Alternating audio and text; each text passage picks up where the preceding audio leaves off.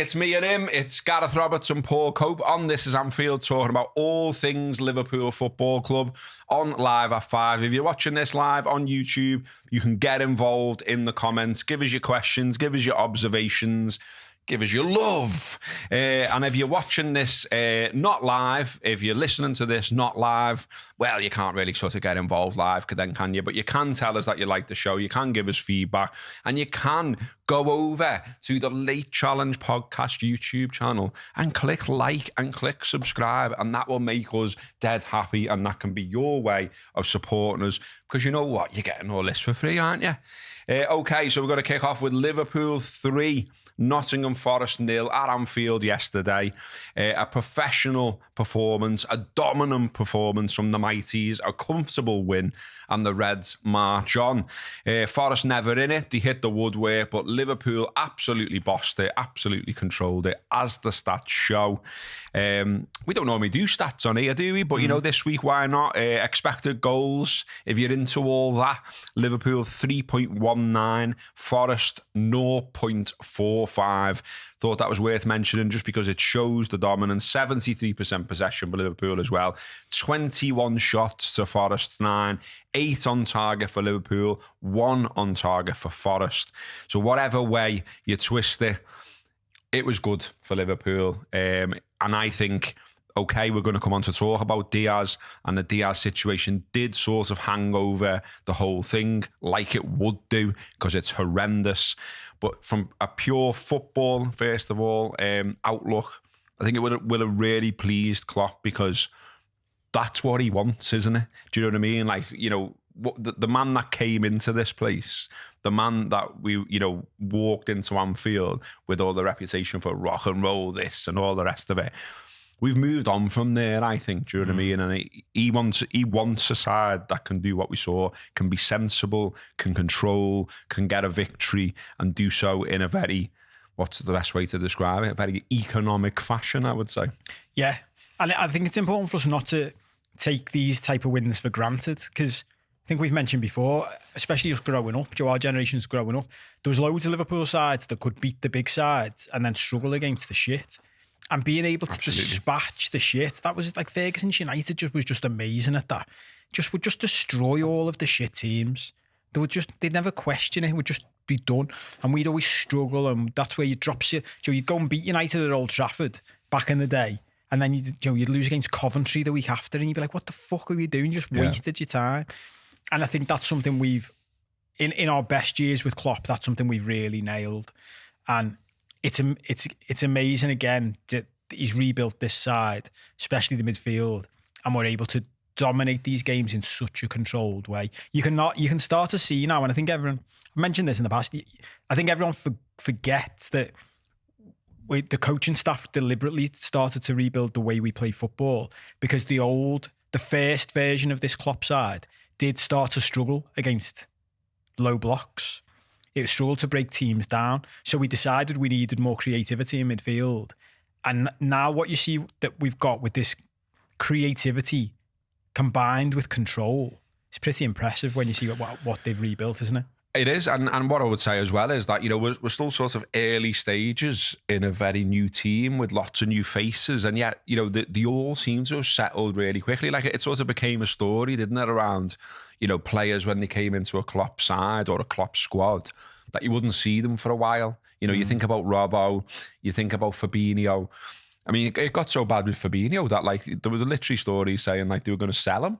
And then all of a sudden he was flying, he was brilliant. He's not had that. You know, he's not been able to do that this time because of the sheer level of flux with, you know, the lads going to Saudi on top of the lads that we knew we were releasing anyway. You know, the Saudi stuff's unexpected. I don't think, you know, you rewind a few months, Klopp's not saying Henderson and Fabinho are going to Saudi. And then when it happens, it's like, shit, crisis management almost. And yet here we are, you know, right up there, in touch with the leaders. I'm going to come on to this, but I personally don't fancy Spurs to be staying up there. I think they've been lucky in terms of the fixtures. I think they've got the new manager bounce and all that kind of thing.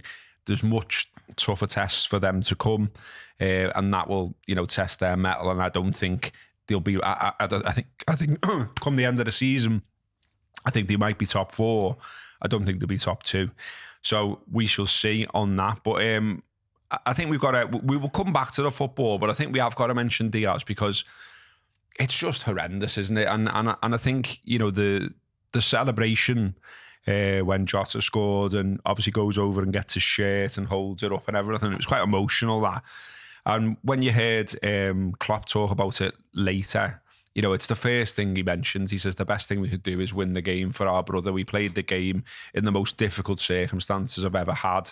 After more than 1,000 games, you'd think you've experienced everything. It's not about us. We all pray that everything will be fine. The only thing we could do is fight for our brother, and that's what the players did. The boys fought for their brother. How can you make a football game really important on a day like this? It's really difficult. I never struggled with that in my life. It was always my safe place, sometimes my hiding point as a player or as a coach. You're allowed during those 90-odd minutes to focus just on that. But it was impossible, absolutely impossible to do that. So it was clear we had to give the game an extra sense, and it was fighting for Lucho. Then the boys pulled out the shirt, and I was not 100% prepared for that, to be honest. It was really touching, but wonderful as well. The preparation was the most difficult I've ever had in my life. I didn't expect it, was not prepared for it.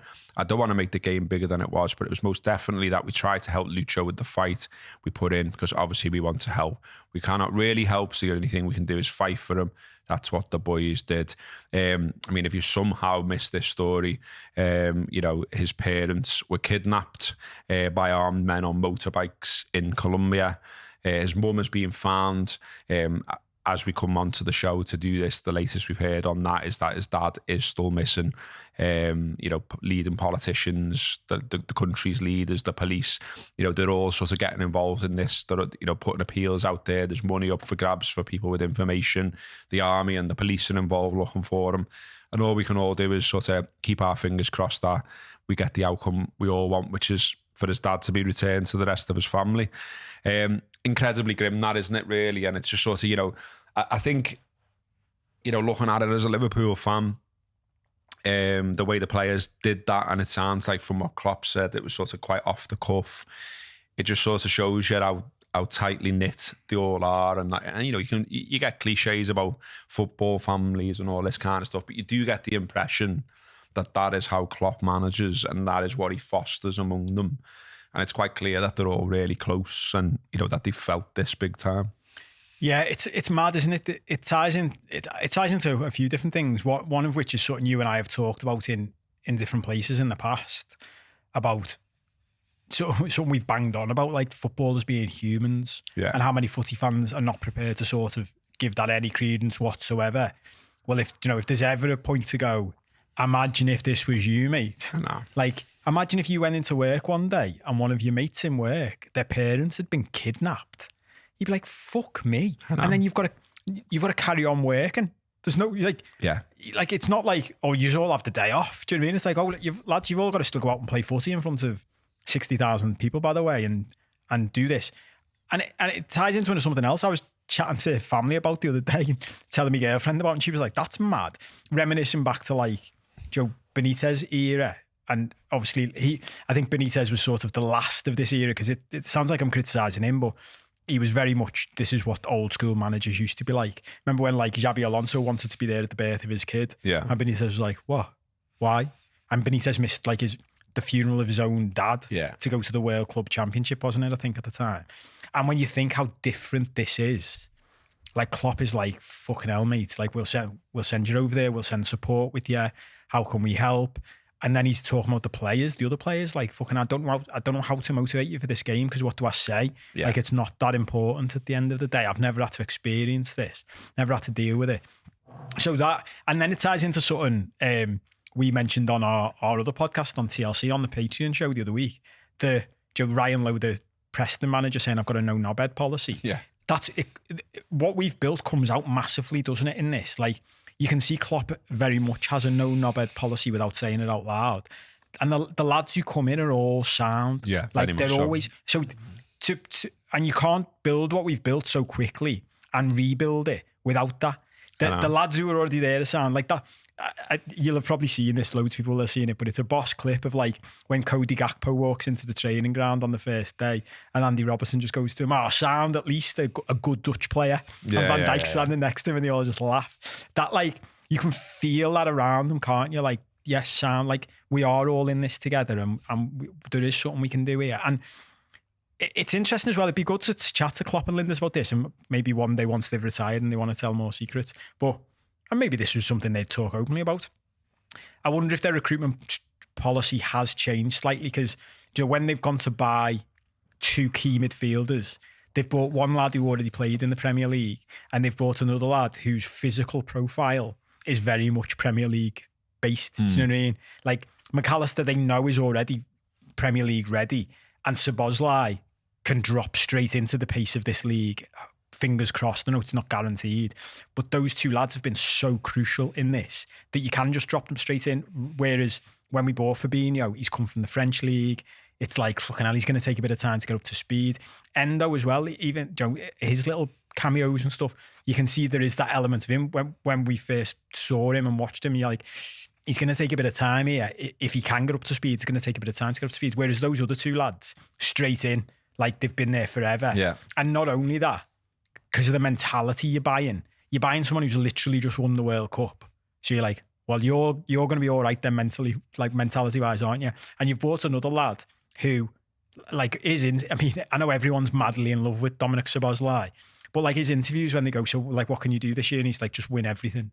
Like, fucking hell, lad. It's like, tick all the boxes of the player you want. And he's a captain as well, isn't he? And that's another thing, there's got a lot of captains. We've got a lot of captains in the side. Yeah, that's what I was going to say. And so it's obviously clear that personalities as much as skill matter massively to Klopp, to Linders, to the rest of the team. Big Dom, as you mentioned, he was sublime again yesterday. He played 90 minutes, he created 4 chances, 2 assists, 93% of his passes were accurate, and 3 out of his 4 dribbles were accurate too. What I liked about him as well, I mentioned the phrase sort of economy, if you like, before. I think all day Dominic Szoboszlai can go past 3 or 4 players. He can do whatever you want with a ball. But what's brilliant about him is he recognises when to turn that on and off, I think. And so, like people keep saying, and people were saying it in the pub afterwards yesterday, he's still going on like 90 odd minutes and all this. And I'm like, yeah, but if you watch him other times, he's very smooth and very calm, almost like Xabi Alonso-esque, just stroking it round, keeping it simple, biding the time, then all of a sudden, bang, right, here's where we go. And, the second goal is brilliant, I thought. Like real team goal, lovely football. Obviously, he's involved. Nunes puts it in the back of the net. And it was just the way we suddenly ramped that up. Forest had no answer for it. It's in the back of the net. It's 2-0. And it's done, pretty much, do you know what I mean? I thought all of the goals were sort of great in their own way, really. The first one was sort of a period of pressure. We get a goal. Jota following up in his Jota way, in his very sort of like striker, poacher type way. Obviously, Nunes involved in that. It's his shot that saved, isn't it? And the third one, okay, the third one's a cock up by the keeper. And, there's a bit of a comedy element to it. But, Mo is just so incredibly cool in that situation, isn't he? You've got goalies flapping around and, you've got a defender running after them and all this. And, you've seen players miss empty nets. Nunes. Yeah, and it's not just an empty net, is it? He was like 20 yards out, 25 yards out, right footed. But he just makes it look easy. That's what all the best strikers have always done. Everyone goes, well, it was easy, that one. If you're like, mate, people miss open goals from 3 yards out and he's fucking burying one from 20 yards. And to go back to Szoboszlai, you can't underestimate, because there's a mistake by the keeper, but Szoboszlai plays a 60-yard left-footed pass to even make that a possibility. And I'll bang on about this, and I've said it before, unapologetically. It's so underrated when a footballer can do that. He doesn't even think twice about hitting it with his left foot. That's how accomplished a footballer he is. I've banged on about this since I was young. Like, it amazes me how few professional footballers can kick with both feet. But the fact he can so well, like, how many footballers can do that?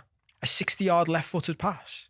It's fucking insane. And he's still a young lad as well. You know, like you feel like, you know, he's not at his peak yet. Nowhere near. And, you know, someone's saying there, Joe, the economy of movement's always a great trait of midfield generals like Pirlo and guys like this. Hardly look like they've broke a sweat. You know, he's got that about him, hasn't he? Like his hair hasn't moved. He still looks cool as fuck. And he's just bossed the game with those stats that I mentioned there. Well, I saw something the other week about, you know, as we put this out live and record it, if you're watching it recorded, I think the Ballon d'Or's tonight, maybe.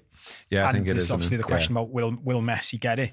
But I saw, I don't know whether it was in the Beckham documentary, I saw someone say this, like, wherever it was, someone asked, Messi was giving advice to kids, like they were asking for tips, and the thing he said to them was walk more. And if you watch Messi's game, it's incredible how often he's just walking around the pitch. And he said it's only when you're walking you can properly see what's going on. So you walk and you see what's going on, and then you explode into the space because you know where everybody is. So Bosley seems like he's got that about him. Yeah, like, 100%. If you think of how he contributed to the game, like the difference between his contribution to the last goal, which is the 60-yard crossfield pass from the edge of our own box, to the Núñez goal, where he's bursting through in the, you know, advanced right midfield position to square it.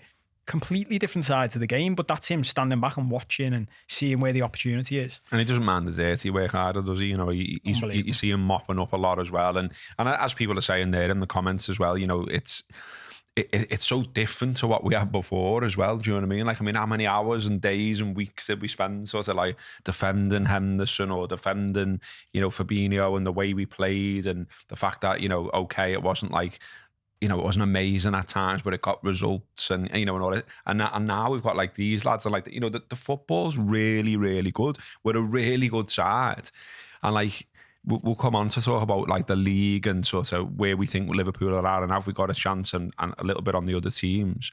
But I thought McAllister was really good yesterday as well. You know, that was a conversation for me in the pub a few times afterwards. Was that I thought that was one of his best games for Liverpool.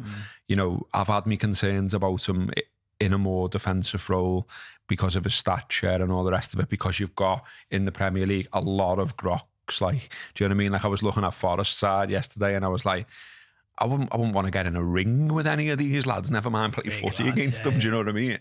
But I thought he was really good. I thought he used the ball well. I thought, you know, he looked really confident.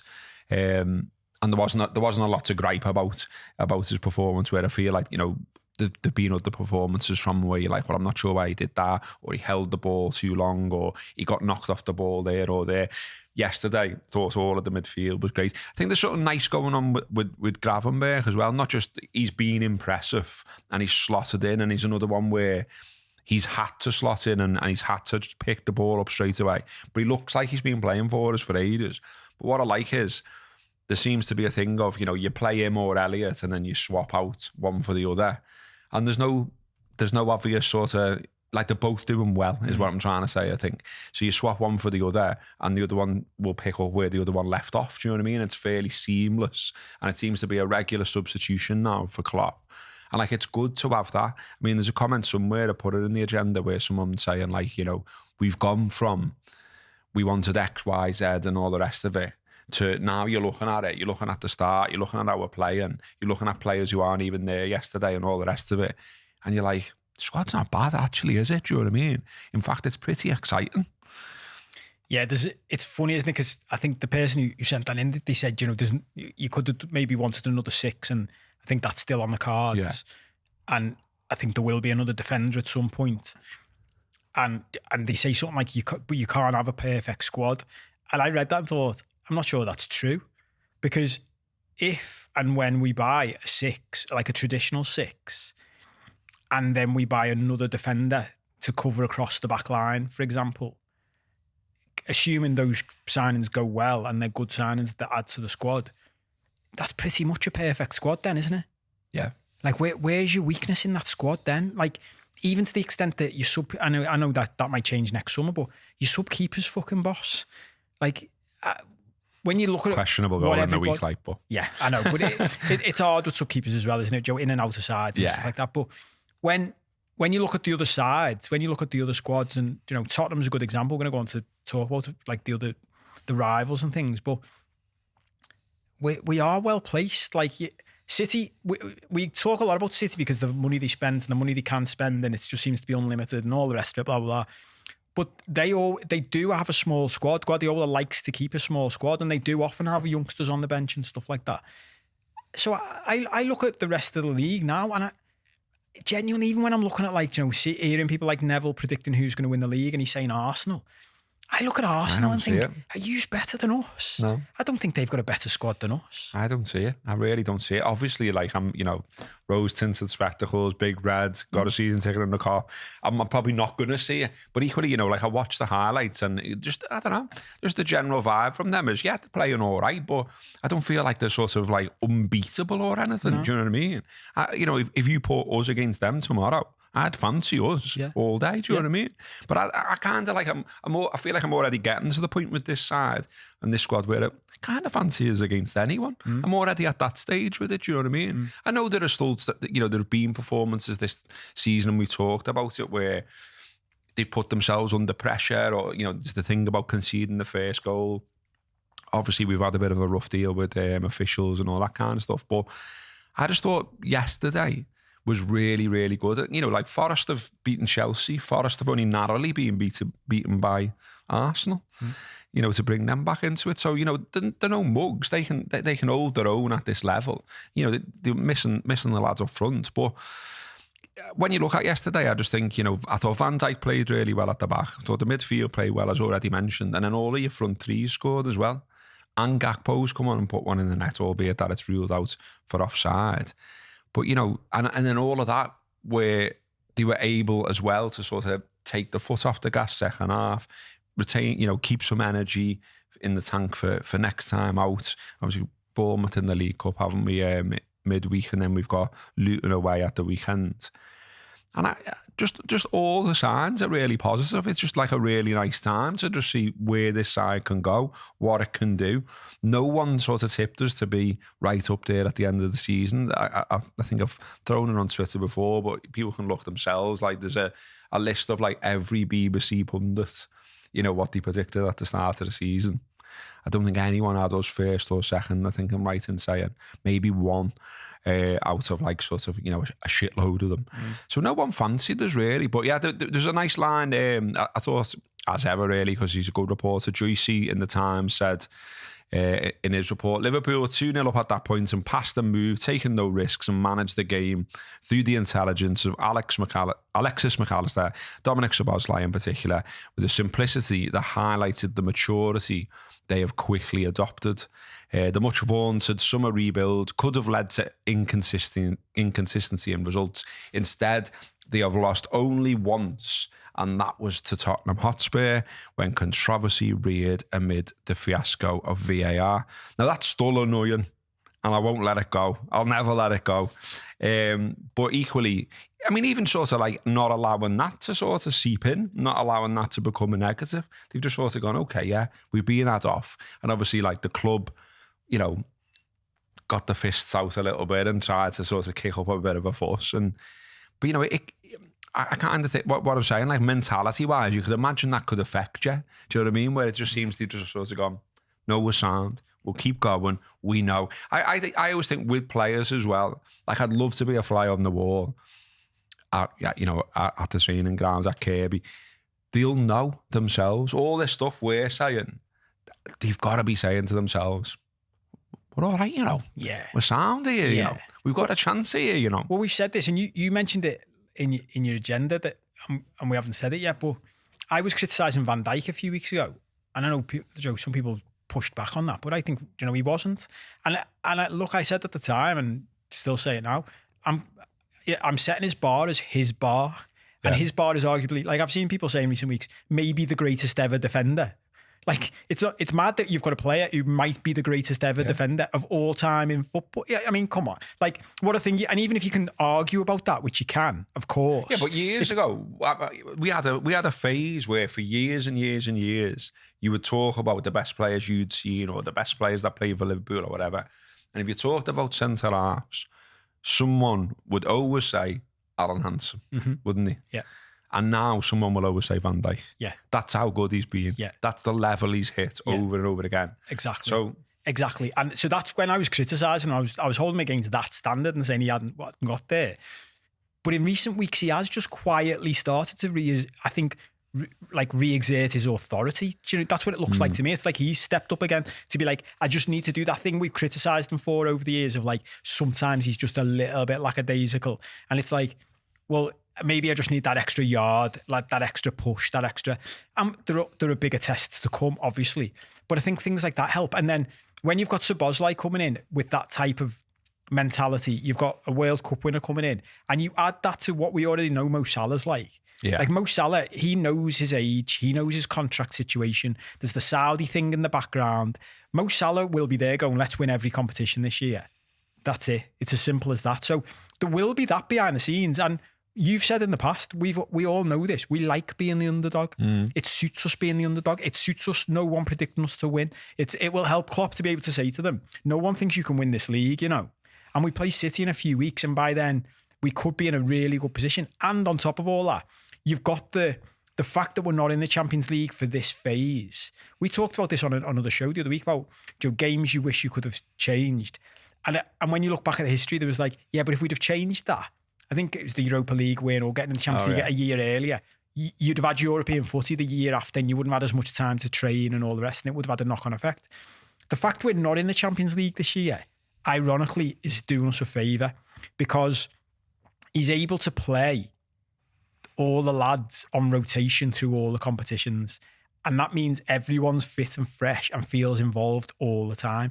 Whereas if you're playing in the Champions League, you wouldn't be able to do that as much. Like Endo wouldn't have had as many minutes if we'd been playing in the Champions League. You'd have had to push the first choice. You'd be starting Salah rather than bringing him off the bench and things like that. I loved his little cameo in the week, by the way, you know, against Toulouse. Like, you just knew he was going to score. Exactly. But that'll be in his head, won't it? Get me on for 15 minutes and I'll score. Yeah. So, and I'm sound then, and I'm fresh, and I'm still getting me goal. I'm still getting me assist. We should have give his ball a little bit of credit there as well. His ball to Szoboszlai. Oh yeah. It's just lovely, and it's just nice. Like, well, even that, the evolution of Salah's game. I don't know. We did a whole show on him being underrated, but his game it's the evolution is unbelievable, that he's still scoring so many goals, but he's become this assists machine as well. Yeah. So everything points to us having a potentially great season. I love the way Salah just looks like he should be in Boys from the Black stuff as well. You know what I mean? He just he looks scouse. Something scouse about him. I know he's not like, it might just be me that, but he's already in the double figures for the season. Mad. 10 goals, all competitions now for Mo Salah. 8 in the league, 2 in Europe. Next down on the list is Jota with 6. Nunes has got 6. Gakpo's got 3. Diaz 3. Szoboszlai 2. Gravenberch 2. Endo 1. And Robertson 1. And it just seems like every week when we do one of these shows, we're talking about Mo breaking or matching some kind of record. He's been at that again. So he's now joined John Aldridge in 1987 and Harry Chambers in 1922 in becoming only the 3rd player to score in Liverpool's first 5 home league games of a season. Now, these things, like, I know some people like sort of don't like facts and don't like stats and sort of get a bit cynical about it all.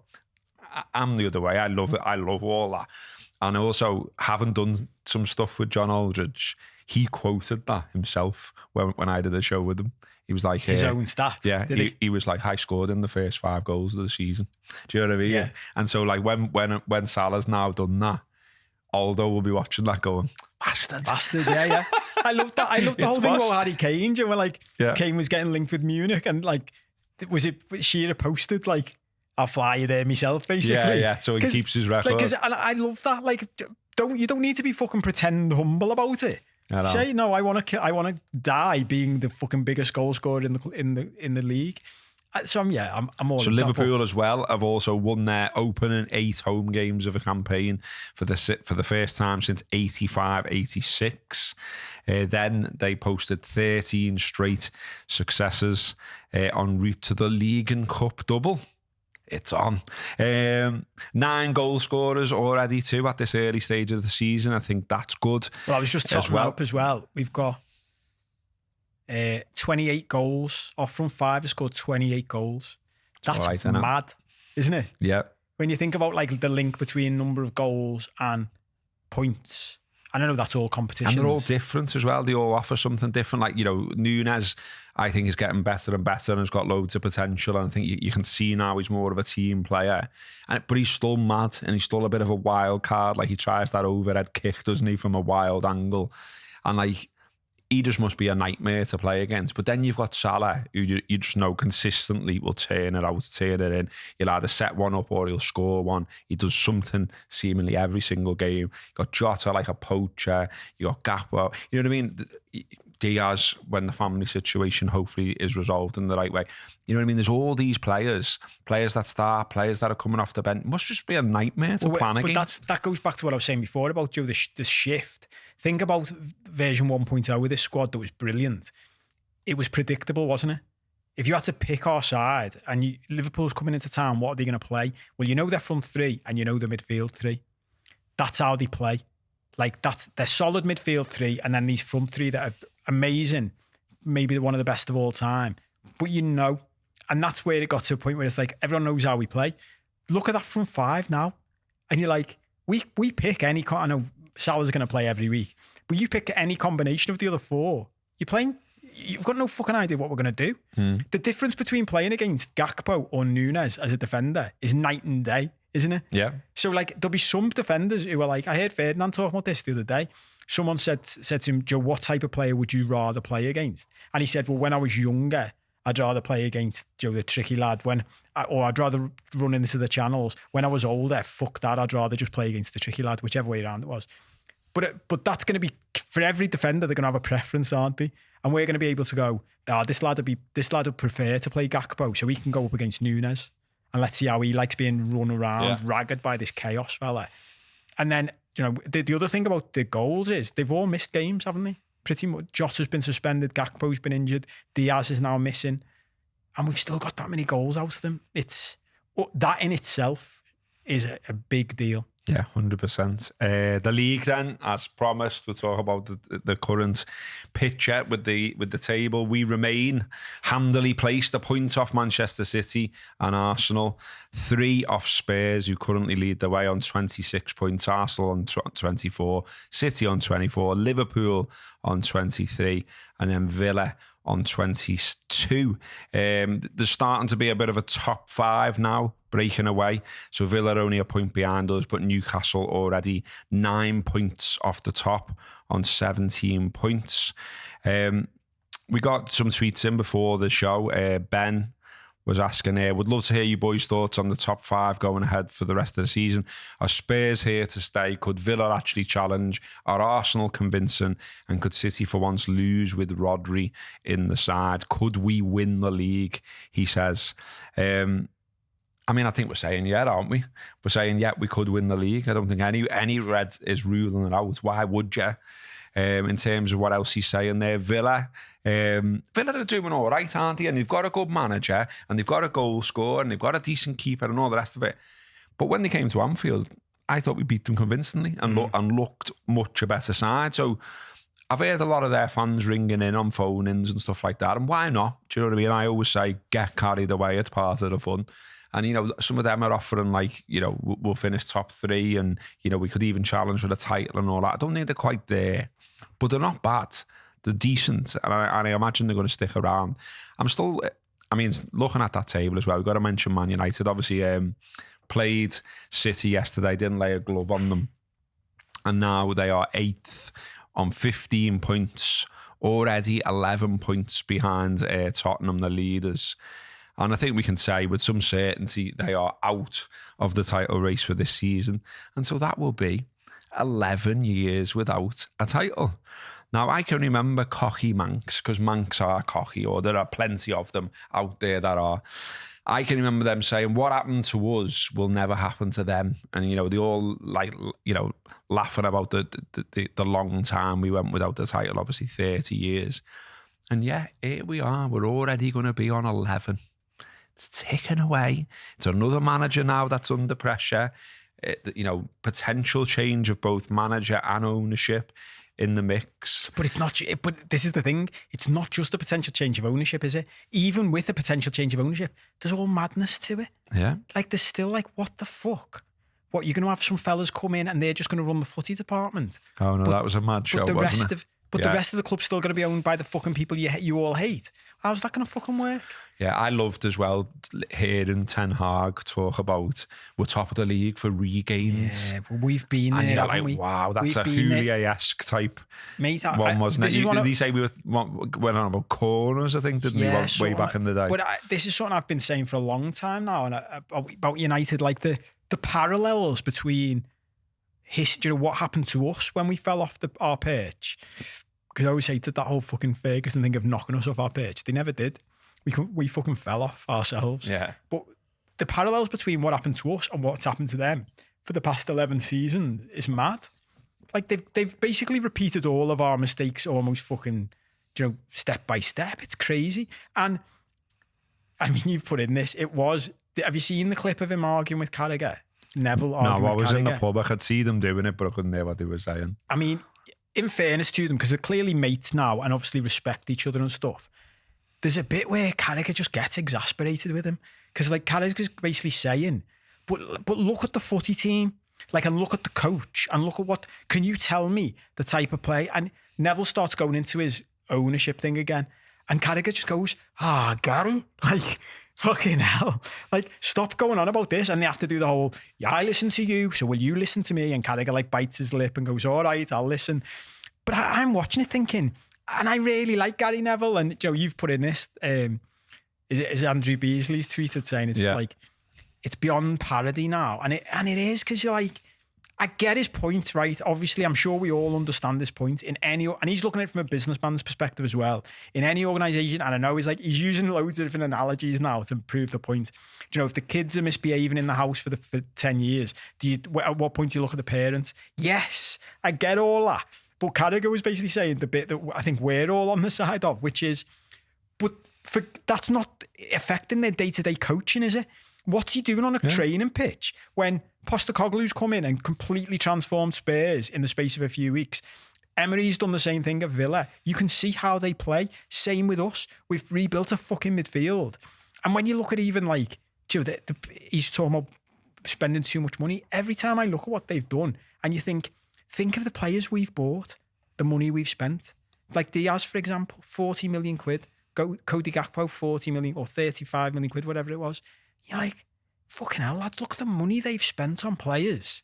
And it ties into something we talked about in the past with the City stuff and all that. And I'll keep saying this and we'll see whether I'm right at some point. Like, City can spend as much money as they want, but the reason they're so fucking good is they've got Pep Guardiola. Yeah. And they have got a good off-the-field system set up. Let's see how good they are when Guardiola goes. Because United have had money to spend for years. As soon as Ferguson went, it went to shit. And that's the point, isn't it? And the thing he reacted to on Twitter, which Andrew Beasley quote tweeted or screenshotted and said, getting beyond parity, whatever the other issues undoubtedly exist there, 99% of clubs would love to blame the owners for spending £150 million on two players the manager wanted. What a horrible position. But Gary was quote tweeting Phil McNulty from the BBC because Phil had put Anthony cost Manchester United £80 million and no one can blame the Glazers for that. That one is on Ten Hag and United overpaid monstrously. And that's where we get the big speech from Neville. Hi, Phil. Hi, Phil.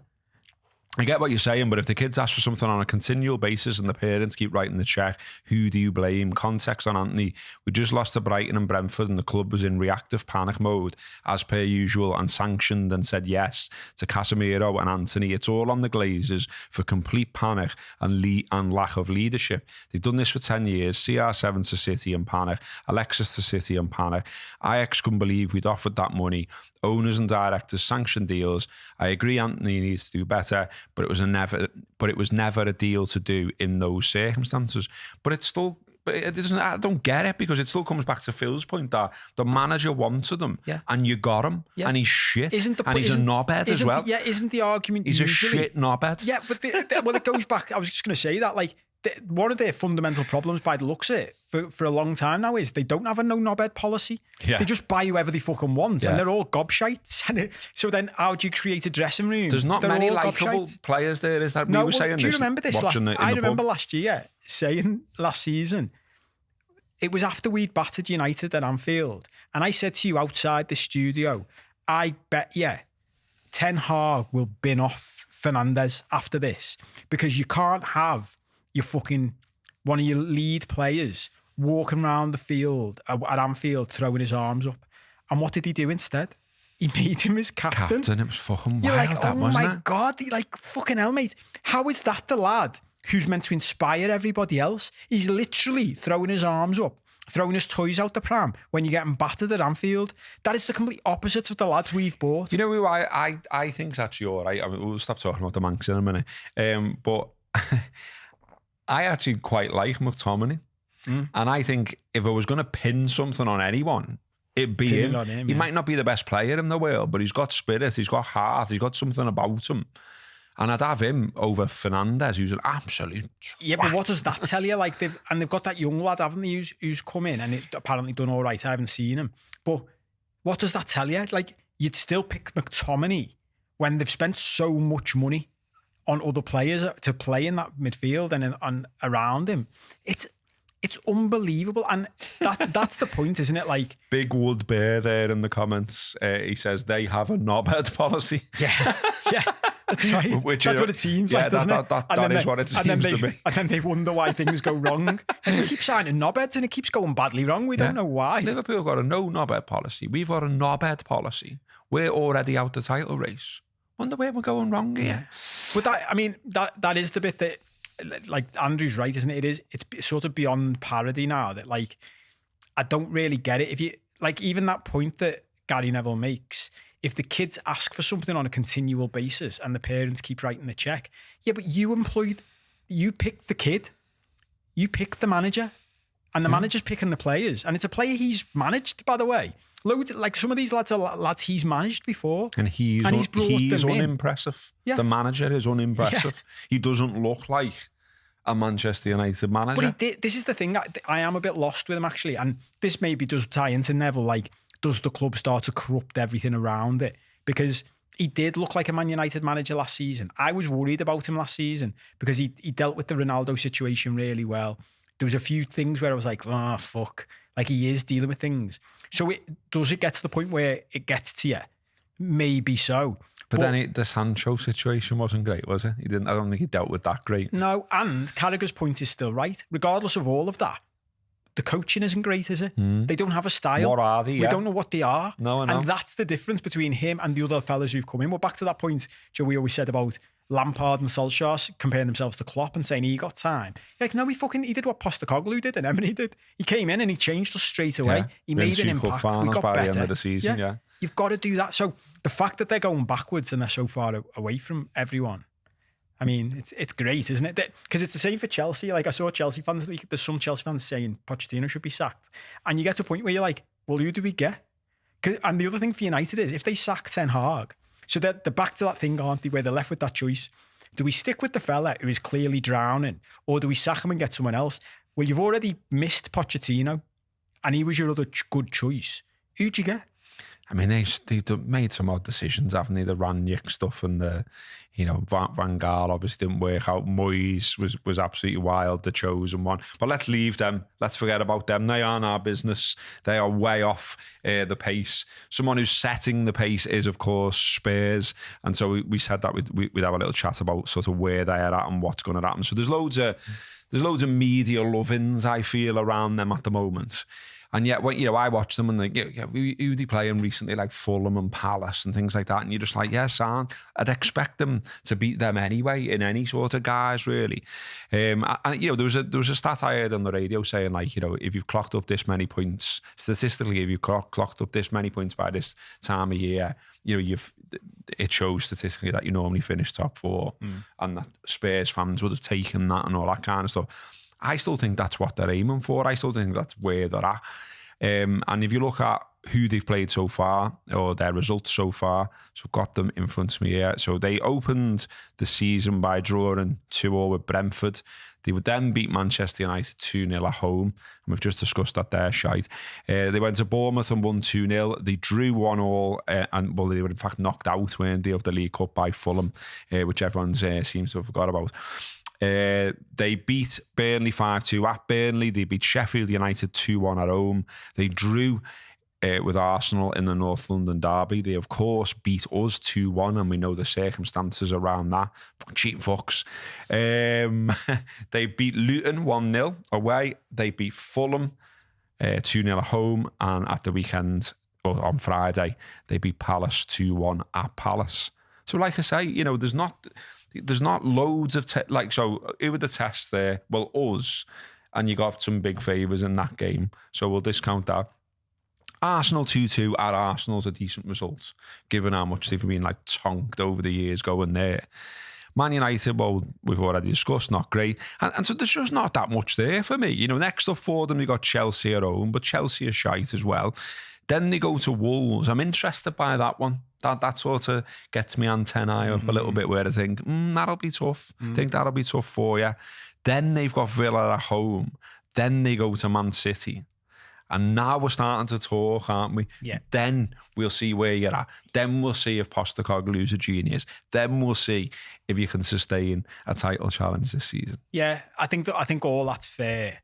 And at the same time, well, I'll just throw this in. And I know this is it. We love doing this, but I know this is in the realms of, well, if your auntie had bollocks, she'd be your uncle. Yeah. But even if Joe, our game with them, that again, we won't let this go, right? No. That goal, never. That goal was to go 1-0 up.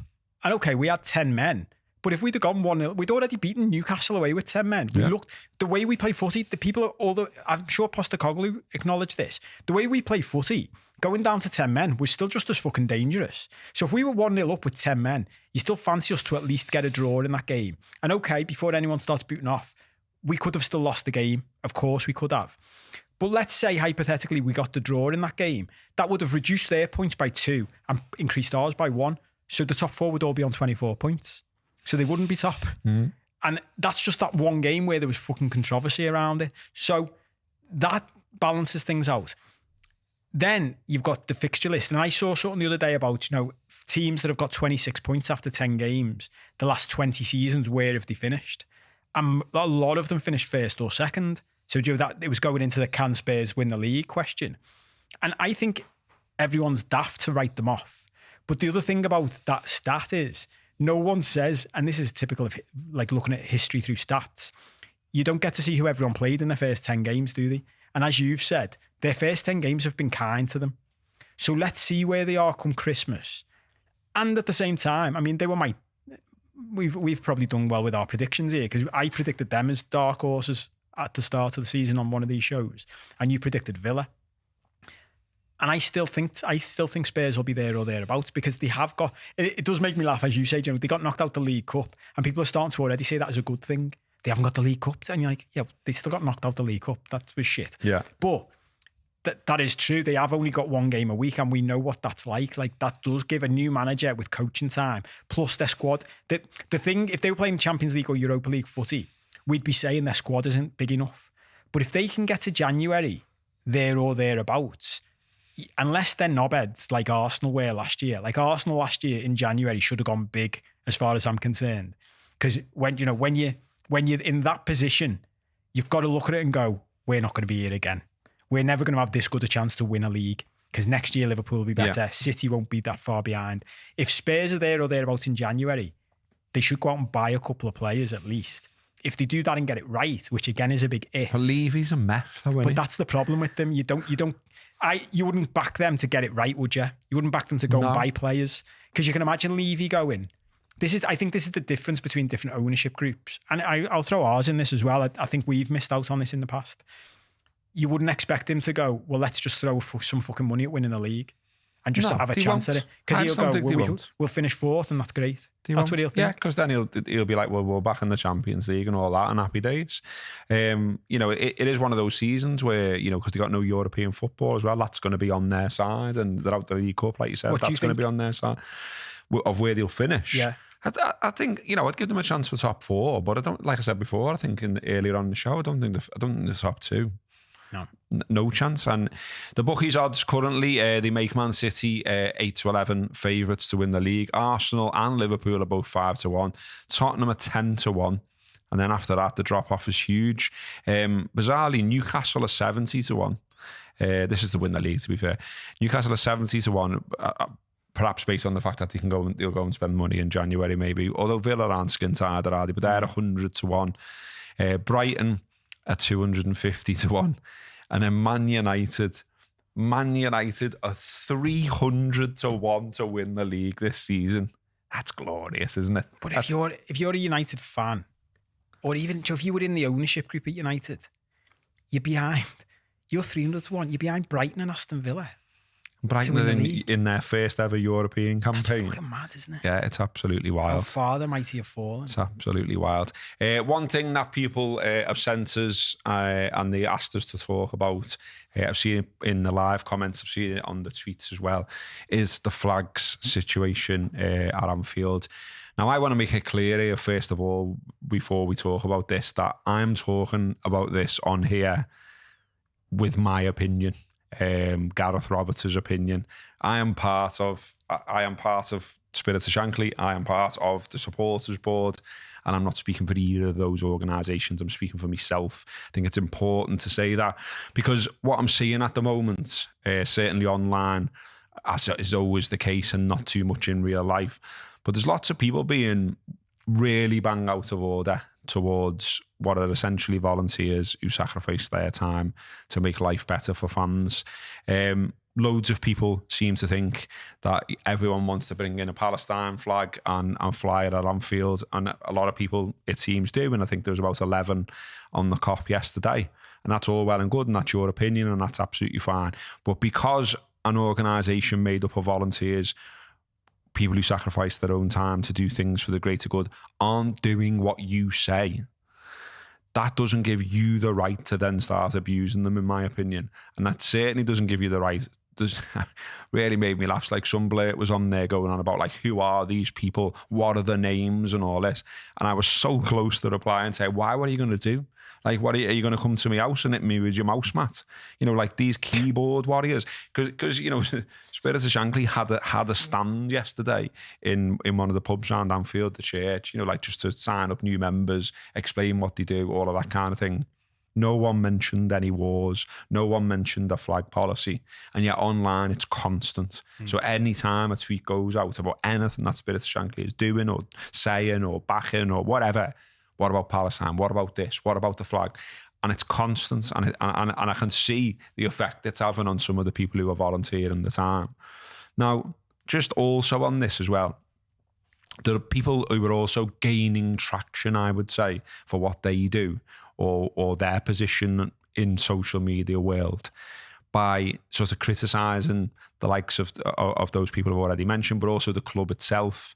I think some of the criticism for the club is warranted, because I think some of what I saw yesterday and I've seen in general is a bit weird. So there is a Premier League-wide policy of no Israeli or Palestinian flags in grounds. That is a league-wide policy. That is not just about Liverpool. That's come from the Premier League, and then it's filtered down. Now, it seems to me there's a group, or there's some Liverpool fans who are asking Liverpool to ignore that, and then they're then asking that Spirit of Shankly supporters board, those type of people, lean on the club to get what they want. Now, the club isn't ignoring the Premier League policy as things stand, but there are little things going on that are a bit mad. So, I'm on the COP yesterday, I'm looking to the other end of the pitch, and I can see St. George's Cross flags in the Nottingham Forest end. Sound. Not Israeli or not Palestinian. So it's not breaching the Premier League policy. Sound. Someone has been taking a Hungarian flag in regularly to support Szoboszlai, and I understand that wasn't allowed in. I also understand that there's a flag for Endo featuring the Japanese flag. That wasn't allowed in. Now, I don't understand what that's about. that to me warrants criticism. That to me is wrong, and that to me has nothing to do with this policy or that war. So to me, the stewards or the people in charge of the stewards or whoever's made those individual decisions, you're leaving yourself open to specific criticism over those incidents. On the wider issue, my personal point of view on this, like I say, I'm being very clear that it's mine. Mine is, I don't feel like I'm in a place to know all the nuances of this conflict. I think broadly speaking, from my own point of view, it looks like Palestinians in general in life over a long period of time have been pretty hard done to. You've got a terrorist organisation that not all of them support doing particularly bad things. You've got the Israeli state doing particularly bad things. All of it's fucking grim. No one supports, or I don't support war, and I don't want to see people dying. But I don't think it's as simple as some people are making out regarding what you do about it as a football club, and certainly not as a supporters organisation. So I think some fans want to go to the match and forget about the rest of life. And I think right now, if you're a person that consumes the media, you read the papers, you listen to the radio, you watch the television, we've talked before on our other podcast that we don't really do that as much as other people, because we recognise the effect on our mental health. But other people do it. And then so it will be constant. It's constant if you want it to be. You constantly hear about war, about babies being killed, hospitals being bombed, the grimmest stuff you could possibly hear. So when they go to the match, some people are saying, I don't want to hear about it. I want to go and watch the football. It's football. It's my escape. So that's the view of some fans. Other fans want to show their support for Palestine. Other fans, we've got fans all over the world. We've got fans on both sides of the conflict. And we've got fans that I know wanted to take in flags into the ground that were not Palestinian. So what does the club do? Is the easiest thing to say no flags, no nationalistic flags, no country flag? Like, where'd you draw the line? I get that. I think the line was drawn at the wrong place if a Japan flag's not being allowed in, or if a Hungarian flag's not being allowed in. And maybe that's just something to do with stewards and just, individual incidents maybe. But like I say, to bring it back to what I said at the start, I don't understand almost like targeted, constant stream of shit that supporters like myself who would give up their own time to do stuff for the greater good. What do you want from us? And there isn't a conspiracy, and no one's getting freebies, and no one's in the pockets of the club. And Spurs Shankly has got a long track record of challenging the club. And I know from being inside it now that it still challenges the club on lots and lots of things, small things every week, things every game. And not all of that's written down and put out on Twitter. But like I say, everything that they tweet out at the moment, what about Palestine? What about this? It's not going to go away, lads. You've got to respond. You've got to say something. Have you? Have we? And I kind of think and there's a debate going on about it, should you say something? Well, do you then amplify this situation, make it worse, potentially create negative headlines? If you just say, explain it the way I just have and be honest, because that's all I'm trying to be here. Would that work? Would that help? Or is that still an amplification?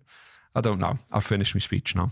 I think that's all really well said, mate. And look, to reiterate something you said right at the beginning of that, which I think is at the heart of all of these topics, which, doing what I do for a living in the world of psychology and emotions of humans gives you a different perspective on everything. And something I see repeatedly, and this is a flaw in the human operating system, right? We all have our own point of view, and then our system finds evidence that proves us right. And what's happened in recent times, mainly because of social media, is everyone's getting polarized more and more and more, and everything's becoming black and white. The media wants you to believe everything's black and white. Your government wants you to believe everything's black and white. There's always got to be a goodie and a baddie. There's always got to be a winner and a loser. There's right versus left. There's blue versus red. And fundamentally, it's a problem in our society, and it's a problem for us as humans. And what I always try and encourage everybody to do is to come back to your first point, which is this is a highly nuanced, highly fucking complex situation, and to try and bring it down to very simplistic terms is flawed, and it doesn't help anybody. So I think you've got to approach all of these topics with that in mind, and then say to yourself, okay, because I've seen people like, I didn't know about any of this until you mentioned it before the show and sent me some tweets and stuff. And I see people who are moaning about, Palestine flags aren't allowed in. And they're putting the hashtag Free Palestine. I'm like, okay, that's a political statement then. And if you're on Palestine's side, by silent implication, you're against Israel. This is a complex situation. Like I was trying to educate myself on it the other day because, like you, I'm nowhere near educated enough to talk on this topic. But I started reading up on some stuff just to get a bit of the background and just to, literally a taste of how fucking complicated and how old this dispute is. How far back it goes. It's clearly a mess, as all wars are. And the people I saw talking about it, which I really liked, and I'm seeing more and more people talking about this, which is the nice side of things. Can we all just not agree that no one likes people getting killed? Like, can we just start there as a starting point? Well, I believe there was an idea of some kind of ceasefire or peace type flag or banner going in, and for some reason it didn't go in, or for some reason it wasn't unfurled. Again, if that's the case, I wouldn't really understand why, because I don't understand if you're asking for a ceasefire or peace. That's not offending anyone, surely. But then I guess you go back to what I said earlier. Should this even be in a football ground? Well, this is the other side of it, isn't it? Which is, I think, again, this comes back to something we've mentioned before. Because there's muddied waters over this as well. And this, the Premier League's created this mess in a way from the top by saying, well, this is what we're doing. Every ground has got to follow this rule. But, obviously, and people are putting it in the comments, Ukraine flags were at grounds up and down the country. So, there's what's the difference type argument 100%. going on. And the Premier League, I think this is the big problem. Let me say the first point I was going to say, then we'll come to the problem. Well, let me do the problem first. The Premier League makes a rod for its own back because it muddies the waters itself with things like that. Do you know what I mean? There are things it encourages political statements to be made about because that's what they want to make the political statement about. And then it's like, but you can't make this political statement. My personal view from a free speech perspective is I'm an advocate of free speech. And I've heard many, many people say this. You are not an advocate of free speech if you don't want people to be able to say things you don't like. There are laws about hate speech and racism and things like that. Yeah. That's what they're there for. Everything else, if you don't like it, that's okay. Free speech is about everybody and be able to say what they want to say within the realms of the law.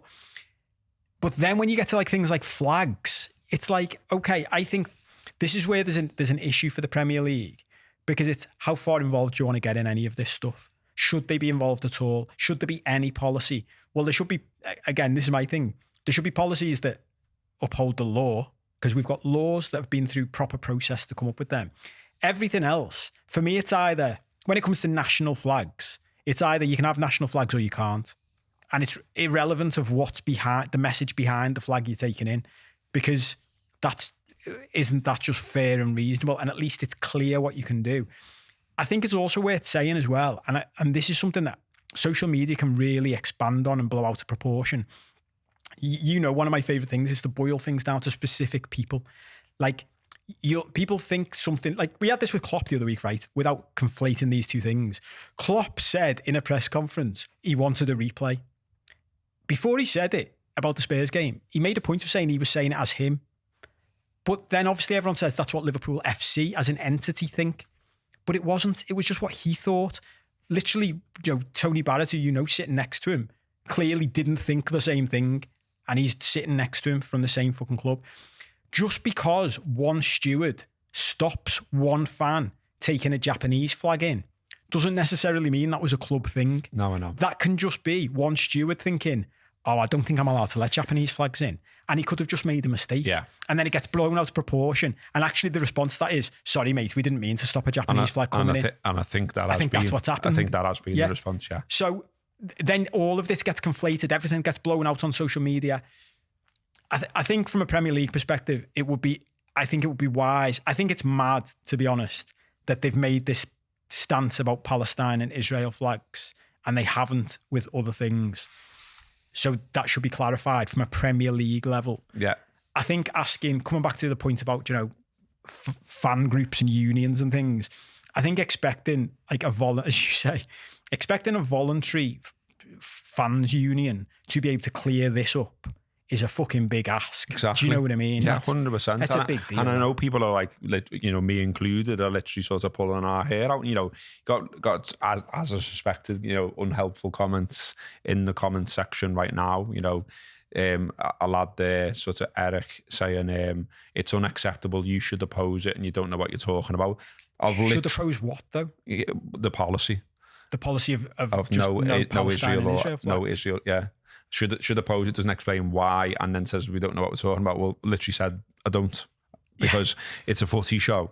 I'm a footy fan, and I haven't educated myself that much in the conflict out there to come on here and talk about it at any great length. That's a perfect example. It's dead easy to throw a comment out on social media and say everyone's wrong. But this is what I encourage everyone to stop and pause and think, okay, but what would you do and what would your policy be? And if you had to make the decision, it's not easy. My other thing is I think you can tell that they're really worried, clubs, Premier League, etc., just about something happening. There being an incident connected to, like there being some conflict in a ground or whatever it might be.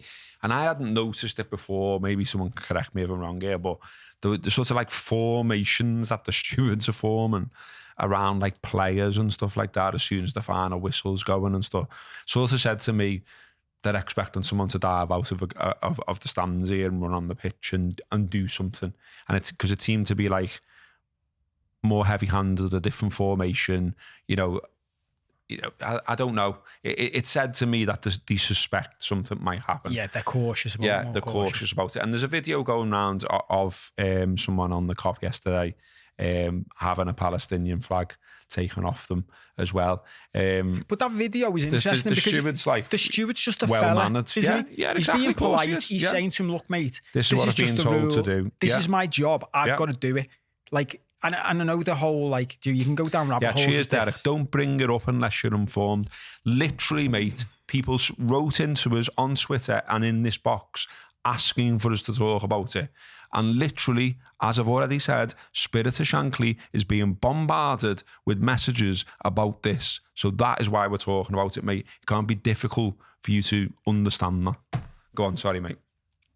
I can't remember what bit we were up to. And Eric says, we should have educated yourself about this a king time ago.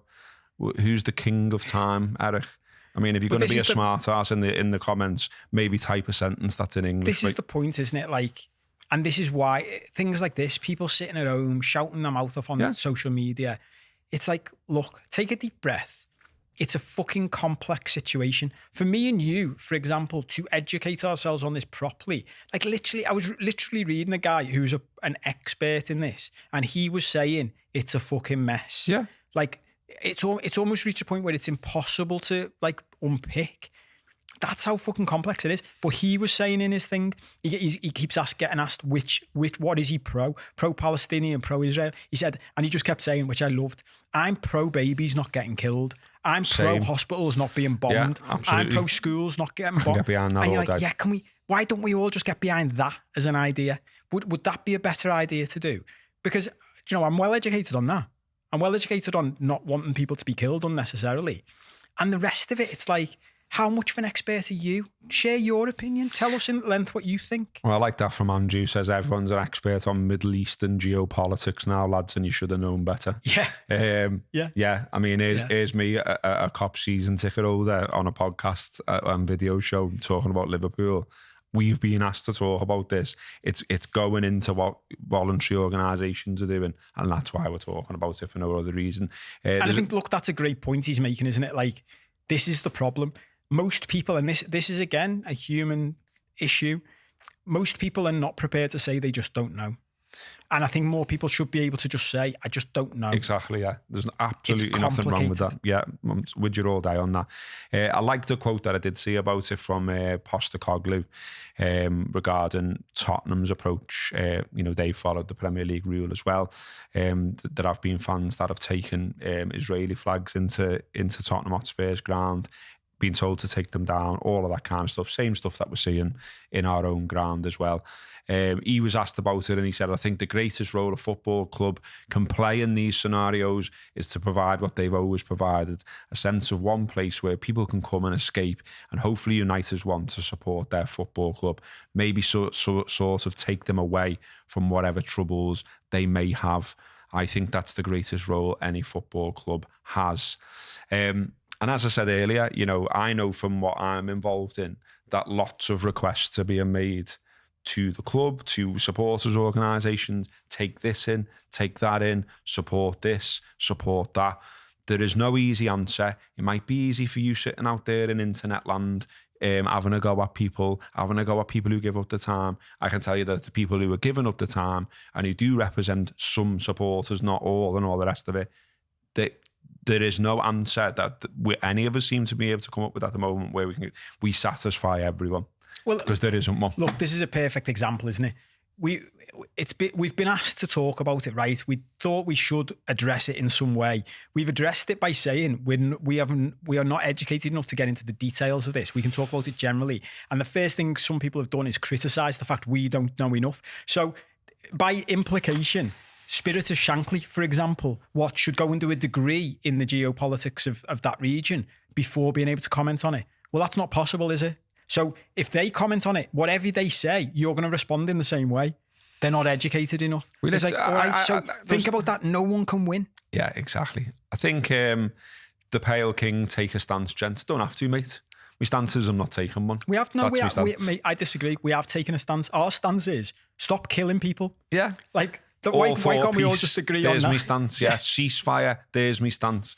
I don't have to take a stance. I've already said what I said at the start of this particular section of the podcast. You want to go back and watch it because you missed it, go for it. You'll like this, because it ties into this. I heard Piers Morgan say once, and I just thought, Piers, you're summing up what's fucking wrong with this country and this world now, and with you and people like you. He said he teaches his kids that they should always have a strong opinion either way. And you're like, no, why? Mate, you don't need to have a strong opinion either way. The world becomes a better place if, as I've said before, we're able to just go, which it should be the case on most things, by the way. I don't know. Yeah. I don't know enough about that, so I'm not going to talk on it. Yeah. Okay. Well, I think we'll leave it there.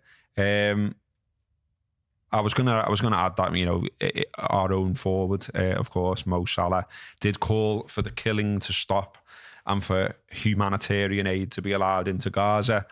He's already made a significant donation as well to a Hungarian organisation. To a humanitarian organisation in support of the people of Gaza.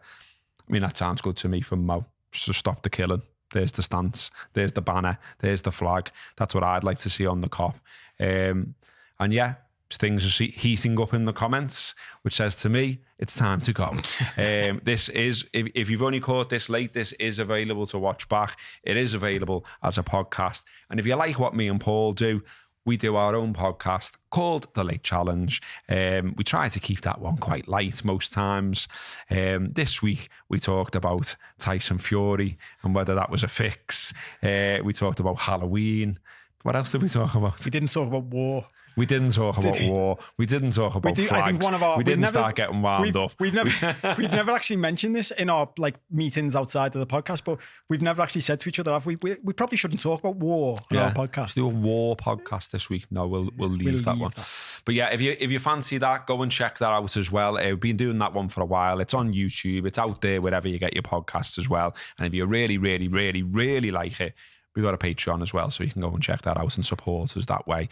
We should be back next week, live at 5 on This Is Anfield, talking about the Reds, talking about football, hopefully. Thanks for watching. Thanks for listening. See you then. Go and like and subscribe to The Late Challenge. Up the Reds.